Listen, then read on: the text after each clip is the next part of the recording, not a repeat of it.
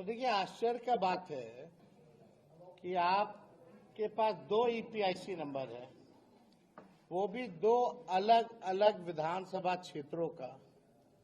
एक में एज है 57 और एक में एज है 60। ये ऑनलाइन भी इलेक्शन कमीशन के एप्लीकेशन पर है, आप लोगों ने देखा।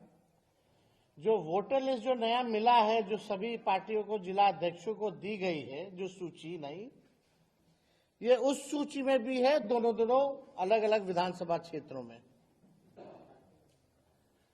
तो अब इसमें कौन फर्जीवाड़ा कर रहा है, कौन नहीं कर रहा है, ये जो है लोगों को अब पता होना चाहिए। अब एक बार वो भी दिखा दो, लखीसराय वाला भी।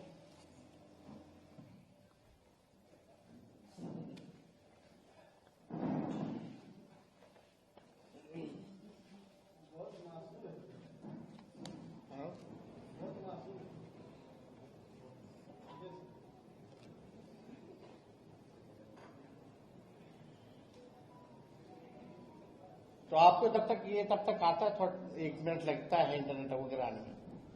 तो ये 2 अलग अलग जिलों में है, 2 अलग अलग ईपीआईसी नंबर है, उम्र जो है अलग अलग है, और ये प्रधानमंत्री जी के खासम खास बिहार के और कोई नहीं, बिहार के उप मुख्यमंत्री विजय कुमार सिन्हा जी हैं।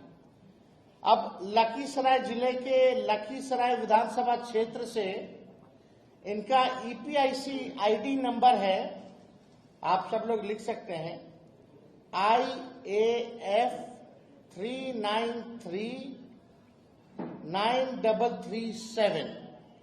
और पटना जिले की बांकीपुर विधानसभा निर्वाचन क्षेत्र से इनका ईपीआईसी आईडी है AFS 0853341।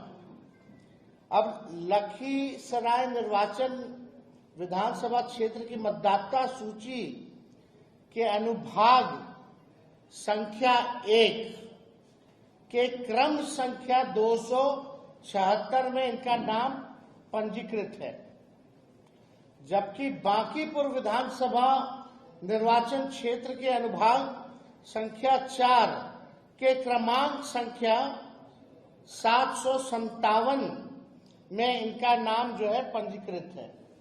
अब आप देखिएगा कि बांकीपुर का आप लोगों ने लगा दो, बांकीपुर का भी दिखा देते हैं, ताकि लोग को ना लगे कि हल्के में कोई बात जो है वो कही जा रही है। ये आप बांकीपुर का भी जो है देख सकते हैं, यानी ऑनलाइन भी आ रहा है इनका। और दोनों देख लीजिए, बांकीपुर वाला में 60 साल है उम्र, और लखीसराय वाले में इनका उम्र 57 है। यानी बांकीपुर विधानसभा निर्वाचन क्षेत्र में पुरानी मतदाता सूची जो जनवरी में प्रकाशित है, उसमें अनुभाग संख्या 4 के क्रमांक संख्या 815 में इनका नाम पंजीकृत है। इनका चुनावी हलफनामा दिखाओ भाई। इनका चुनावी हलफनामे में भी बांकीपुर विधानसभा निर्वाचन क्षेत्र के क्रमांक का ही जिक्र है। जूम करो, अब नीचे देखिएगा तो बांकीपुर का ही जो है इसका जिक्र किया गया है। इन्होंने 2 अलग अलग विधानसभा क्षेत्रों में 2 अलग अलग गणना पत्र भरे होंगे। मान लीजिए जो इलेक्शन कमीशन का बीएलओ तो जाता होगा, यानी लखीसराय में भी इनके पास बीएलओ गया होगा, तो इन्होंने हस्ताक्षर किए होंगे, और बांकीपुर में भी बीएलओ गया होगा तो ये हस्ताक्षर किए होंगे, तभी ना आया है।